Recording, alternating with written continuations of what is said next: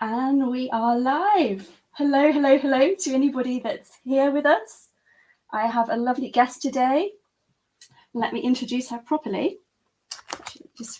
I've written down something.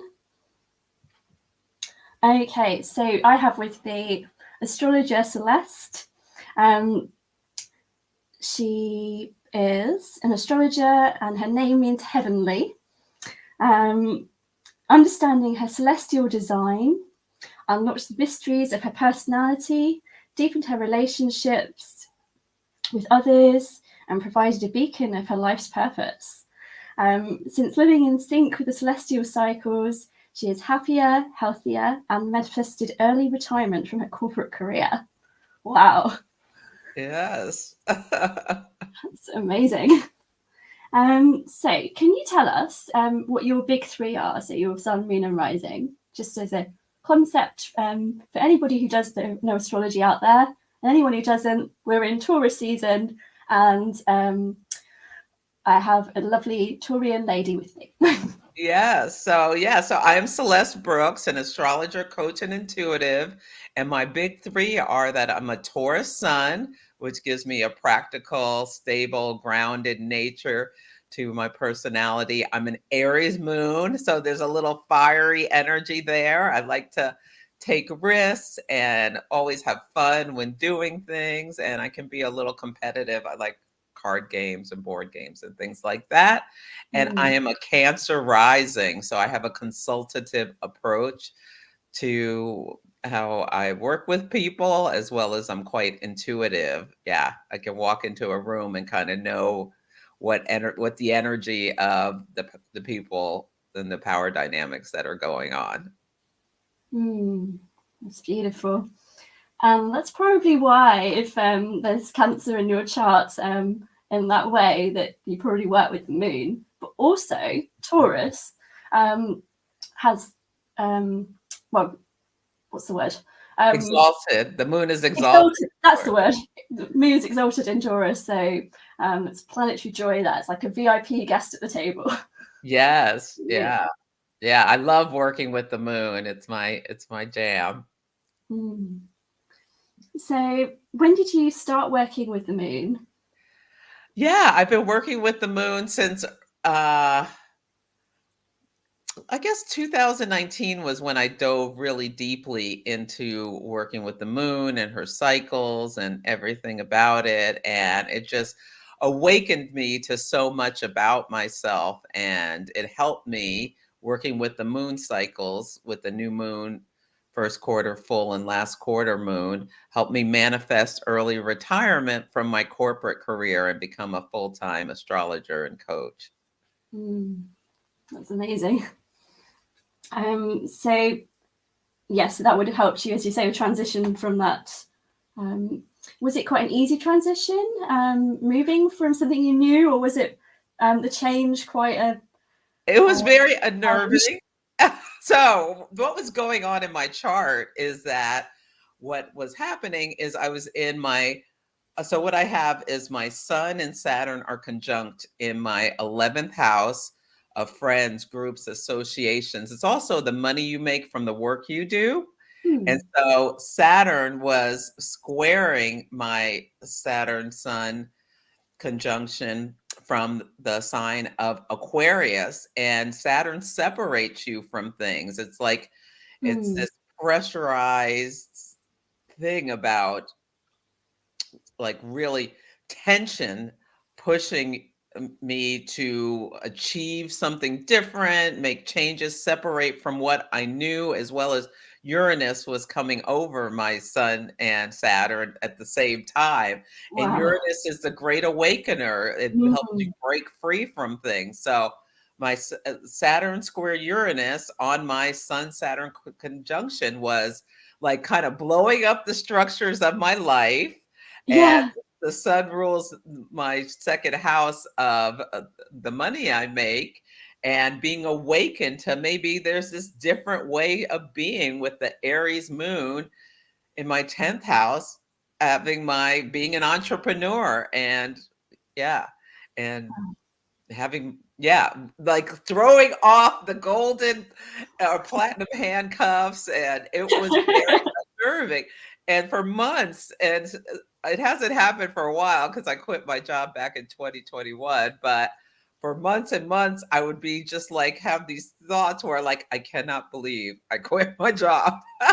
I cannot believe I have just like uprooted myself from this very, very secure life I've had. And now I'm on this high wire, dance. So yeah, no, Uranus doesn't play around. No, no. And Or yeah, you can ignore it then. It's like electric vibes and yeah, as you say, great awakening, especially with Saturn involved. It's like, right, structures need to be shifted somehow. And oh my goodness, what a challenge. But and Jupiter was there too. So Jupiter was in Aquarius at the time, giving a squaring, by Taurus stellium, bringing confidence to take a leap of faith. Yeah. So yeah, pretty wild. wow. So you had that lucky Jupiter vibe there as well to some extent, although with all the challenges of the squares, it's like, wow, there's so much. Yeah. Yeah. Jupiter can give overconfidence.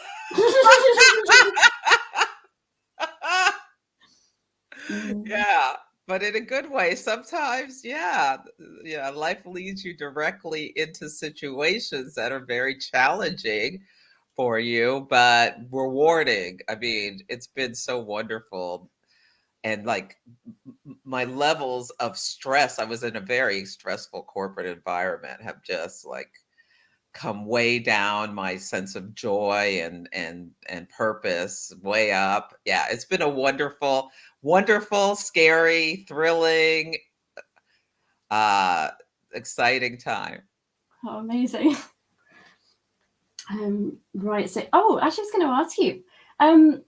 So this is quite high level for your average person. They wouldn't necessarily know about what these are, but could you talk a little bit about whether you use progress moons in your work at all? Oh When yeah. you're coaching or with clients, or how that Yeah, I comes out? always look where clients' progress moon is and what aspects it's making to their progress planets and the personal planets. So your natal chart is your chart, uh, which sets your life at the moment of your birth. It's a map of events in your life as well as your personality. And then there's a technique called progressions, which is theoretical, and it takes your chart and progresses it into the future and speaks about like what is going on. Progressions are about what's going on with you emotionally, but emotions lead to actions. And so yeah, Yeah, the, I love that. yeah, they can tell you a lot. For predictive astrology, they're very, very important. You can really see what you're emotionally going through at certain times of your life Mm. and what actions are happening as a result of that.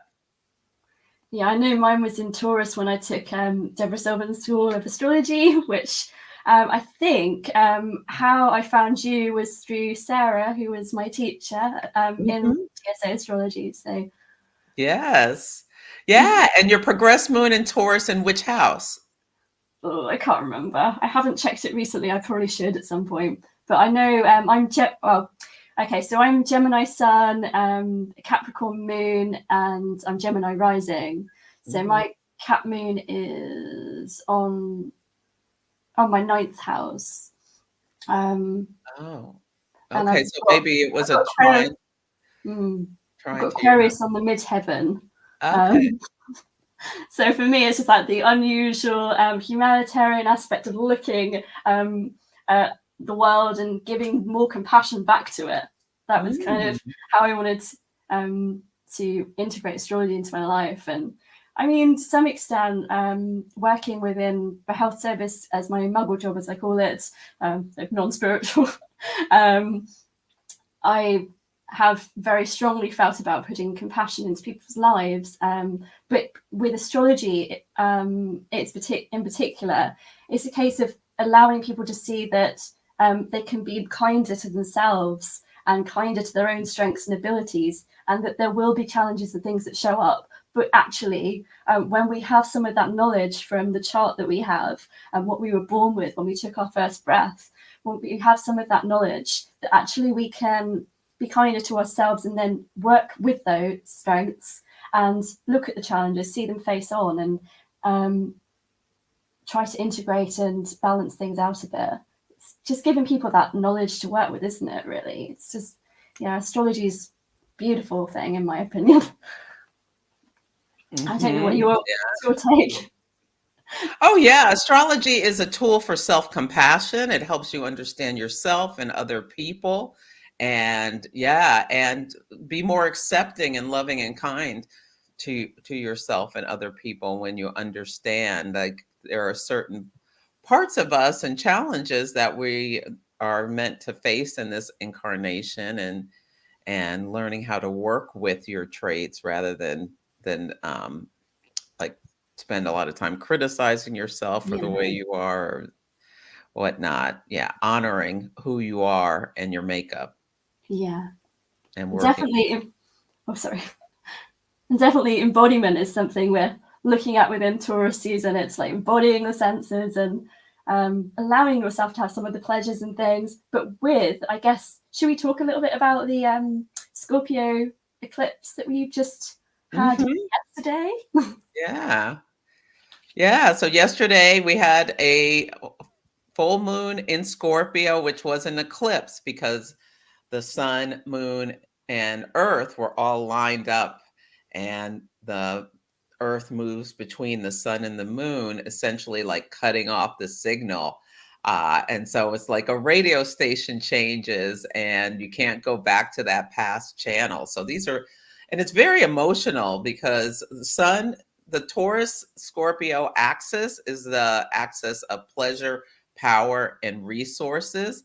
So people are coming up with, like, really examining their relationships with some of these topics. And Scorpio is deep emotional waters. So for a lot of people, this has been a very intense last couple of weeks where shadow energies may be coming up. Some people may be involved in power struggles in their relationships, whether it's at home or at work or with family and whatnot, and having to balance their desire to take action versus be receptive and things like that. Some people are like falling in love, pleasure, and just really enjoying like some new ways of interacting with other people and having to learn how they get what they want. Do they, are they straightforward, or are they using manipulation as kind of a Scorpio term? Yeah. And then money things, like a lot of people are coming up, like the United States, about big things. There's big power struggles around our debt ceiling here in the United States. So yeah, these are some of the things that are coming up, but it can be very emotionally intense, and people should honor that and get extra rest if needed, and like face your shadows is a great thing to do with Scorpio, rather than just push it down and not dealing with the things about yourself that may not be, the things that you like about yourself, but that you have to be aware of. Are you about like jealousy, vengeance, Marshall principles. Yeah, those things that are coming up. Yeah, I think it's brilliant that we've got Scorpio in the mix, because obviously Scorpio has two planetary rulers. We've got Pluto in the mix, which is very much, isn't it Pluto? Well, Pluto's retrograde at the moment anyway, so we're rethinking about our powers, rethinking about, as you say, about whether we're owning our power, whether we're being manipulative, whether we're using it in not the most efficient ways, if we're thinking about, it's like that birth, death, and rebirth concept as well. It's what are we bringing in, what are we releasing, what needs to be in our awareness, so that we can keep what's useful and release the rest that is not so great for us. So, and how are we actually using our own personal power Yeah, there's Mhm. just so much there, isn't there? I mean, Mm. particularly with it's opposing that moon as well, wasn't it? Um, an eclipse. I think there was an opposition to the. Yeah, so the sun and the moon are in opposition, and Uranus is next to the sun. So, like, there's also this nature of thinking about, what we can and can't control, because Uranus, like, it just breaks things as well, and it's like sudden events, and it has no Uranus doesn't have any, like, there's no conscience to it or morality to it. It just is. Uranus can be winning the lottery. It can be something wonderful happening, or a meet cute. You meet someone new and, like, you're off to the races in a new romance. Or it can be, your car breaks down, or you trip and fall, or war breaks out in your country, thinking about, what's going on in Ukraine and now Sudan has an impact on the psyche of all of us, seeing this intense power struggles, violence, brutality. These are all Pluto and Scorpio topics. Yeah. Is very unsettling emotionally, even for those of us who are, feeling safe where we are right now. Hmm. Yeah, there's definitely a lot to contend with, and a lot going on in the world, let Yeah. alone what we have to deal with on a personal level. Hmm. So, yeah, there's some beauty with some Venus in there, and Yes, yeah, well, Taurus is ruled by Venus, and Venus is in Gemini right now for the next yeah, couple of days, and then it'll move into Cancer.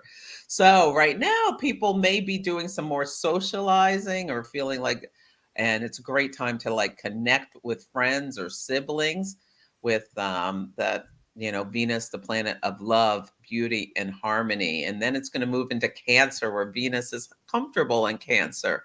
Whereas it'll be on Monday that's happening, and it's a good time. Or is it tomorrow? I think it's mm, Monday. Anyway, it's a good time to, like, with the sun in Taurus and Venus in Cancer. Next week is a wonderful week to do a lot of self-care, extra rest, like snug, like maybe treat yourself to a new, like, really comfortable pajama set, and great meals, and snuggling, and hand holding, kissing, hugging. I really love that. So snuggling with your significant other, or your children, or your pets, or just a cuddly blanket are great things to do mm, next week.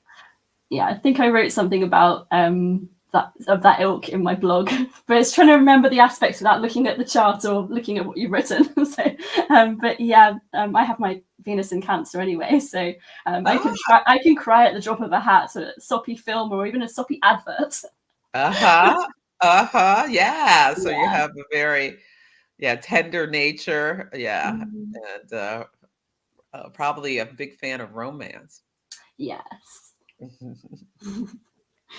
Anyway, where are we at? So we talked about manifesting with the moon and things. What I was going to ask you about was the moon phase families, because that's something that I really love that you work with, and it's not something that a lot of people do. So can you talk to us about that? Yeah, so the lunation cycle, let's maybe start with that. So every month there's a new moon in typically a different sign, where the sun and the moon come together, and it's a time when things are seeded. So seeds are planted, and then as the moon pulls away from the sun, things start to grow. And not every new moon is has the same impact in your life, but when there's one that connects within a degree or so of one of your personal planets, or any of your planets, or your angles, your ascendant, midheaven, descendant, IC, this can be a time where big things are seeded in your life. And so the lunation cycle is only 28 days. So that's very fast, where every week there's this activation. There's the new moon, and then the first quarter moon a week later, where the sun and moon are in square, are when times when people take action. And then a week later, at the full moon, it's like kind of all is revealed, and it's a time for celebration and releasing what no longer serves you. And at the last quarter moon, there's this crisis of consciousness where things are consciously integrated and you learn lessons from what went before. But this is very fast, and the month, so you could maybe start a diet or start a new exercise plan. But for bigger bigger things that you want to be bring forward in your life, like I use this for my business, is there's something that astrologer Dietrich Pessin noticed in that. So there's this thing called the lunar gestational cycle, which lasts 27 months, so 2.5 years. So there's a new moon, then 9 months later, there is a first quarter moon at approximately the same degree. So it's activating your chart in the same place. And you can think about how it takes 9 months to grow a baby. Like, Yeah. and even if you're not paying attention, I mean, there'll be things where there's these pivot points every 9 months for 27 months. So there's a first quarter moon.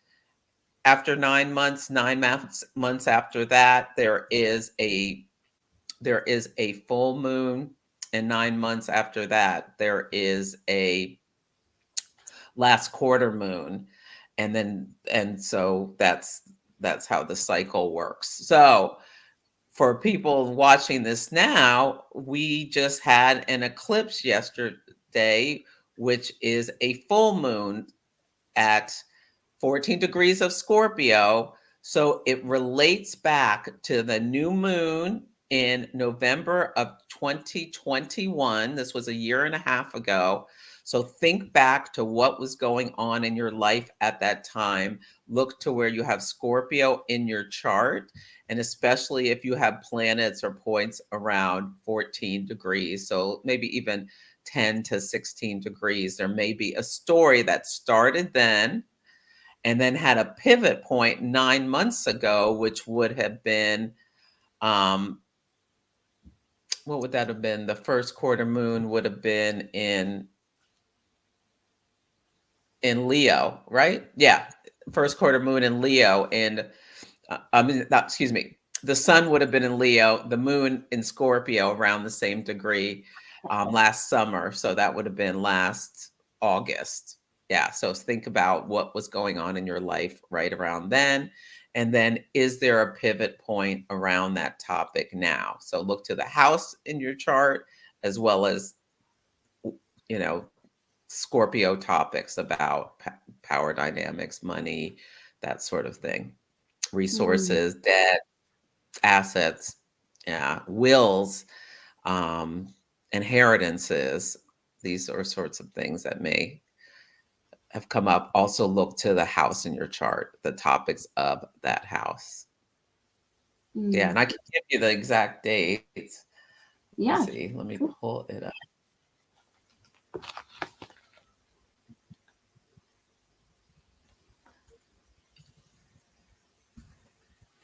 Yeah, I think that's great to use actually if you're a business to work out, okay, what did I learn from this big transition? So you've got both the smaller cycle to like manifest small goals, and then you've got the larger cycle for checking in over, as you say, each 9-month period from that point. It's like, wow, this is amazing. There's so many different things to work with, but it also can keep you more conscious and consistent, can't it? So I think that's beautiful. Thank you for sharing that. So the new moon was on November 4th of 2021, where the sun and moon in Scorpio were at 12 degrees of Scorpio. And then at the first quarter moon on August 5th, 2022, the sun was in Leo and the moon was in Scorpio. They were both at 13 degrees. So you can look, see where the sun was shining in your chart. So you look at your Leo house and your Scorpio house. And then now we are May 5th, yesterday, the sun in Taurus and the moon in Scorpio, this opposition marking an axis in your chart. Yeah. Yes. So for me, I can tell you, like, it was about my son is at 12 Taurus. So this is all opposite my opposite my son. So it's about Mm, me in relation to other people, and there's stories that have evolved around that. And it's my fifth house around like romance, romance, children. dating, children, all of these kinds of things. Yeah. Mm. So We had a comment just now, and it's quite interesting that someone else agrees with us that, yeah, sometimes um, monthly cycle of that was about 28, 29 days can be too quick. So having the longer term goals really makes things a lot easier for her. So, yeah, yeah. so when you set intentions at the new moon, you can think about what you want to do that month, but Mm, also like note that 9 months after, and what do you want to accomplish by that time? And I mm, post these cycles every week on Instagram and Facebook at my Astrology by Celeste on my page, so you can see the actual dates, and then you can look back. I really recommend journaling to mm, keep present with what's going on in your life and your chart, um, to help you. And with these dates, you can look like 2 weeks before and after. It doesn't have to be like the exact date, but it can help you with larger goals. So I started mm, my podcast last last last April, when there was an eclipse to my sun identity in the 11th house of community groups, all of that kind of stuff. And then I knew in 9 months, like, let me look, see what I'm doing at this point. Yeah. I was going to ask you about that, how you started your podcast. So that's amazing. Yeah. So how's it going? Do you still find it something that you get a lot of views, listeners, whether it's something that Yeah. you found It's grown. started? It's growing and growing. So it's actually been, yeah, like, really seeing a big jump in listenership over the last couple months and things. So at first it was like kind of steady, but then you start seeing the growth over time, and it's really taking off at this point. So I'm very happy with how it's grown. Oh, amazing. Yeah, you can see real change in 9 months. Yes, yes. Yeah, really can help you. So yeah, so that was February. I thought, oh, what am I going to change with my podcast? And I didn't change anything with my podcast, but I started doing some interviews on Instagram, my Instagram channel.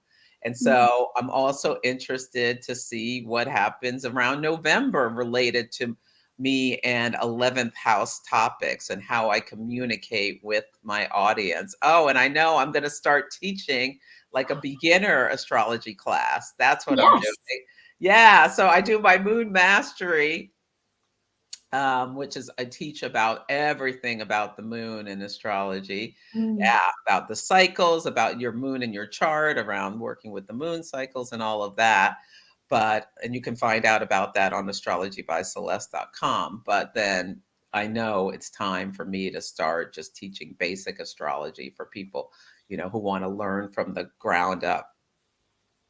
oh, amazing. Yes, I know you've got your moon mastery, and then you've got the second level of that as well. So Yes. that's really good. Are you finding that people take courses from other astrology schools and then decide, oh, we're going to specialize, and whether they just jump into the second one or whether they do the first Well, one? everybody pretty much starts with the first one, but you Yeah. can, if you have like a really strong foundation, you could just jump into the second one. Mm, Yeah, I started teaching it this week, but if anyone wanted to join, they can yeah, check out. It's still open on my website. yeah, astrologybyceleste.com. Check it out, Yeah. people. Yeah. So do you see any kind of karmic lessons for this year in particular? Is there a theme that you've found so far? Well, this year, some of the big things that we're going through, the biggest thing that happened this year was that Pluto, the planet of power, control, deep healing, um, the Lord of the underworld, switched into the side of Aquarius. And so Mm. what Pluto does is it brings things up to the surface, it unearths things for us to be aware of, and it unearths the shadows. So Pluto in the sign of the collective, we're seeing all this big stuff about Aquarius rules the collective. Aquarius rules also technology and scientific advancements, like all of this chat GBT stuff and what that means for us, and it's also happening at the same time as Saturn went into Pisces. So what is real, or what is reality? It's like reality is dissolving, Saturn reality dissolving Pisces, and all of these things that we're seeing where this technology can show you a video of, it looks like someone saying something that they never ever said, and it looks like them. So Mm. it's like this whole new, like, there's all these dangers with this, especially in the US. We're having an election next year where I'm sure there's going to be a lot of deceit and things coming up around this chat GPT, or this, advancements with AI. So I feel like it's like, check your sources, like, Mm. just don't believe everything you see on any which way, or what Facebook feed or what have you. It may not be true. So that's something that's important for us to be aware of, as well as with the North Node in Taurus. We're called to simplify things, to be more grounded and stable and practical, get embodied, practice self-care in a time of a lot of upheaval and chaos. How can you stay grounded is a big theme as well. Yeah, it's quite interesting seeing all this Aquarian energy as well as this Plutonian energy. It's just like, right, okay. So we've got electric awareness of so many things and advancements, technology. But then, as you say, what is real anymore? If we've got Mhm. Saturn in Pisces, are we seeing breakdown of structures, or are we seeing integration of structures in spirituality and within dreams and what have you? It's huge. It is. It is. It's a lot going on. Water crisis. Oh, Wow. wow. I Yeah. wonder So whether we see Saturn, any of like, those. controls around water. Yeah. Like, in the US, we have um, a big stuff going on around the Colorado River, and having, like, there's a scarcity, Saturn, of water available. And so what's going on with that? Also with all these drugs like fentanyl and whatnot, there's a crisis around, people wanting to escape Pisces, but like dying from them, or being very injured by some of the drugs that are out there right now. There's also a refugee crisis. Yeah, with, because of climate change and other things, people trying to leave their homelands and go into other countries, and yeah, that causing a lot of hardship and need for controls and rules to deal with. Yeah. Mm, wow, it's Mm. a lot of that in the world, isn't it? But we Yeah. try not So to take everything to color. heart, do what we can, and Mhm. be mindful of how we can affect energies, but also take care of some of our own as well. So, yeah, it's just Yeah. so much there. Yes. Oh, that's interesting. Um,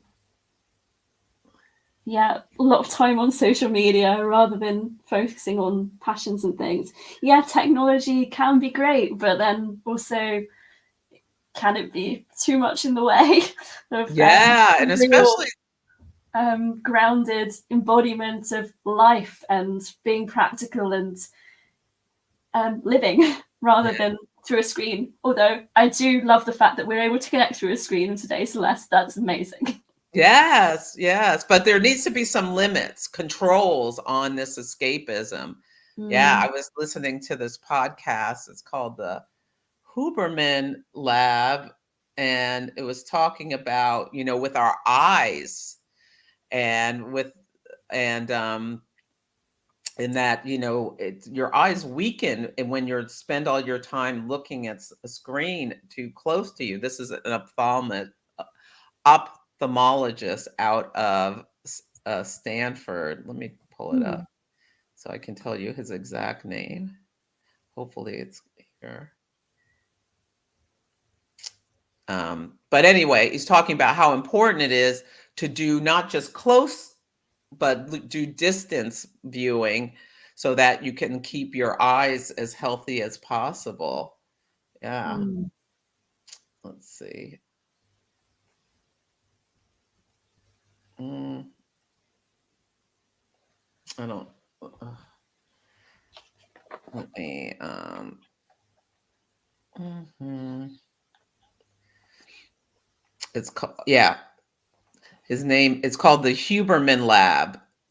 Huberman, and and it's an ophthalmologist talking about how important eye health is. And it was really interesting because we just had a solar eclipse in Aries, and Aries Mm. rules the head, which includes the Yeah. eyes. We think about, Mm. and the sun rules your right eye and the moon your left eye. Some say it's switched for men and women, but whatever. So, yeah, eye health is something that we should really be thinking about as well when we spend too much time on these things. So yeah, so Color Pop Studio, it's a great time for you to take take charge of your life and your health with this solar eclipse offering you a new start in the sign of Aries.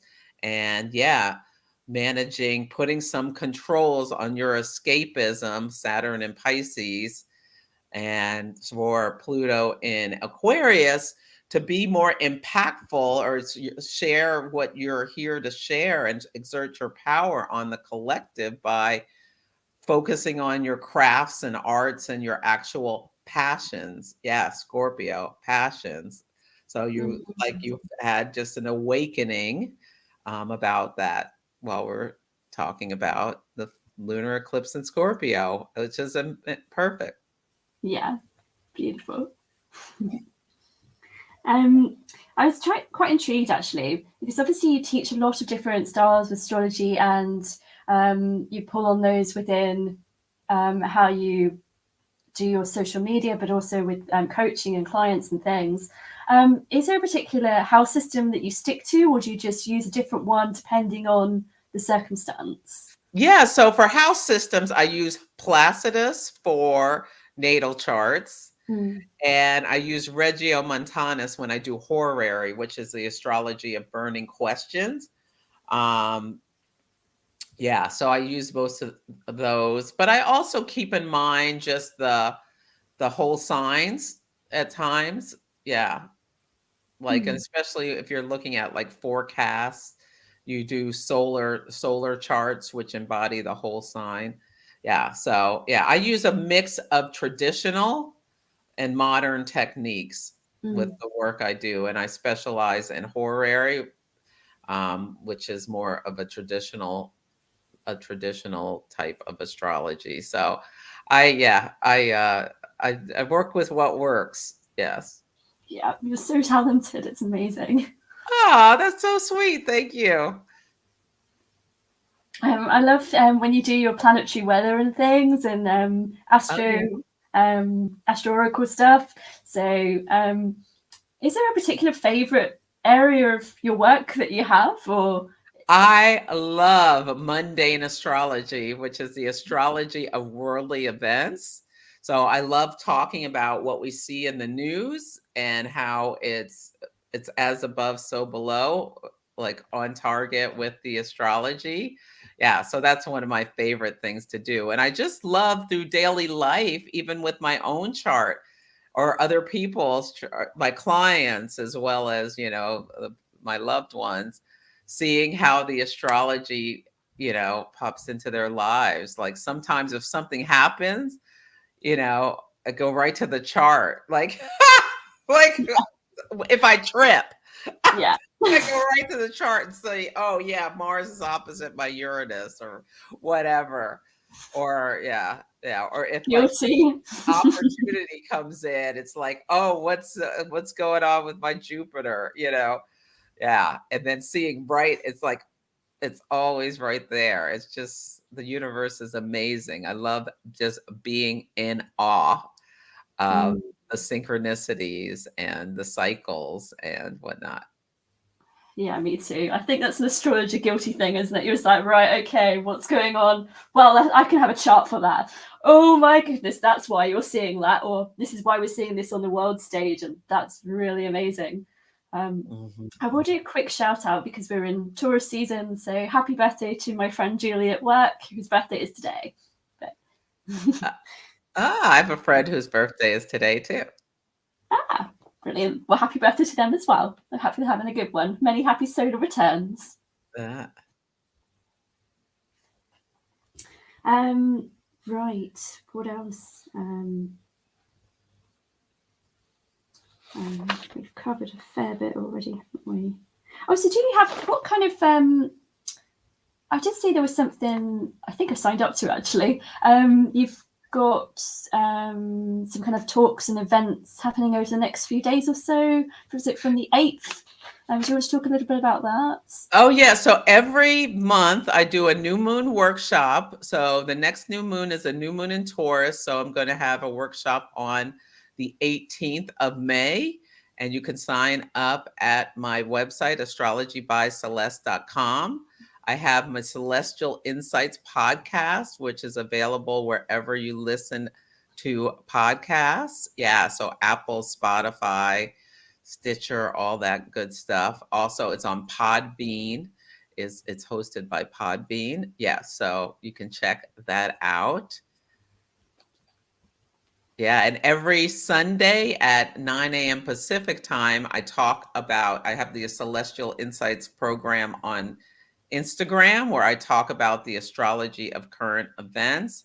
And then on Mondays at 9 a.m. Pacific time, I do the Astro Oracle where I talk about the astrology and then pull a card for each sign of the zodiac. And then on Fridays at 1 p.m. on Instagram, I do a cosmic conversation where I talk to an astrologer or someone in the spiritual practice about, spiritual practices and things. So yeah, that's those are the places where you can find me. I also have a YouTube channel, Astrology by Celeste, where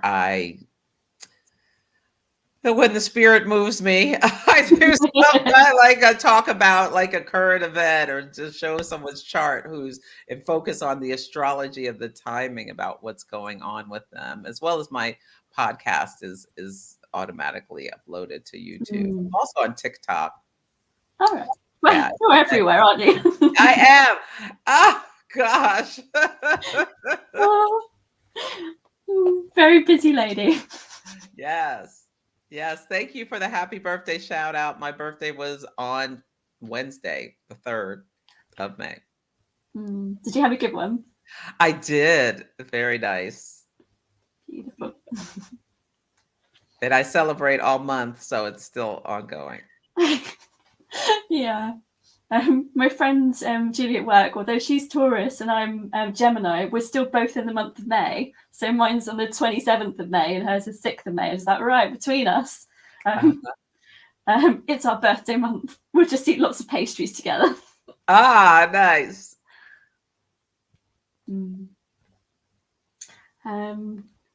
What else do I want to ask you?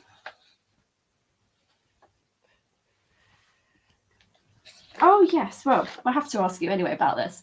So when it comes to big changes in your life, what motivates you to make them? Is it working? Do you then think, right, I'm going to manifest that and work with it that way? Or is it just something comes up and you look at astrology of the moment, the timing and everything and think, right, am I going to do this now? So what motivates you to keep doing what you're doing and make any big changes throughout your life? Yeah. Well, your subconscious is like pushing you to make changes. So you have plans and goals. And yeah, you said I'm a practical Taurus. So, I know what things I want to grow in my business. the timing is something I work with to find intuitively. And yeah, it typically around the first quarter moon when you keep Yeah. hearing that message coming, because this is a crisis of action where you want something to grow, that really gives you the push. And that's how I work with it. Okay, it's really now is the time. Let's set the date and then we're just going to execute this plan. So that's how I work with yeah, planning and then taking action, strategy and tactics. Yeah. Do you want to share any of your things that you're working on at the moment? Any goals or aspirations for the future of Astrology by Celeste? Yeah, so in the fall, I'm going to be having a beginner astrology class. So stay tuned for that. And then I will, I'll start with the beginner and then I'll do a bunch of more advanced classes. So I can help people from the beginning through forward. And so people will be able to jump in wherever they want. One of these days, I'm going to start a community. I'm not sure when yet and what its form is going to be. This is something I've been mulling over for the past year. So, yeah, I'm not sure exactly how that is going to take form with people monthly. There'll be specific things that are going on. Okay, yeah. So this Oh, we have a is question. a question. Is there a time in the month that's best for tapping into creativity? So what I recommend for people is to follow the transiting moon. I post moon memos on social media so you can know what the moon's sign is, and take note for yourself, like how you feel with each of the moon signs. And you may find like the Pisces moon is the water moons are when you're most creative. Or so that would be Cancer, Scorpio, and Pisces. Or you may find when the moon is going through like your fifth house, that's the house of creativity. So that may be when you're most creative. Or when it's going through your fourth, eighth, or 12th houses, they relate to water, and that's creative. So yeah, so I think it's very personal for each person when you're most creative, and it's based on how your chart is set up, and then you can follow that. And you may find when you have a lunar return, maybe you're most creative. So when the moon phase is the same as it was when the moon comes back to where it was when you were born, or when your lunar phase is. So it's something that really you should work with to figure it out yourself by observation. Astrology is all about observation. So I highly recommend journaling and observing and taking notes so that you can maybe fine tune. So then you can pre-plan. Okay, I'm so creative when the moon is in Pisces. I'm going to not schedule other things around that time so that I can have that blank space to let things emerge. Yes, as you say, whether it's your daily moon, as to whether you find fire moons or water moons are ones that motivate you to do things or make you feel more creative, or when it's in your fifth house. So, yeah, I totally agree with what Celeste says here as well. Yeah, it's quite an interesting question. Thank you. Right. So, what kind of got you into working with oracle cards?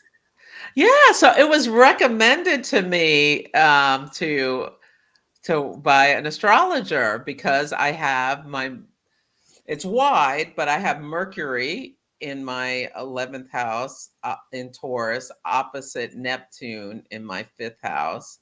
And I have Neptune at 29 degrees of Scorpio. So she looked at my chart and was like, I think that could be really helpful for you. And plus, I'm a Cancer rising. So that's, intuitive. Intuition, yeah. Yeah. Yeah. And yeah, so she suggested it, and it was just, I can get really into my head. I have Mercury trine Pluto in the third house. So I can like really get into like the technique and the preciseness and over intellectualizing things. And the Mm. oracle cards bring you back into the heart Yeah. centered and the intuition. And it's like, and sometimes when I'm like working with someone and I'm saying, something, the oracle card will just confirm it. So I pull cards for people all the time, and it helps guide our conversation. And people are like, I'm struck in awe at times about the cards that come up.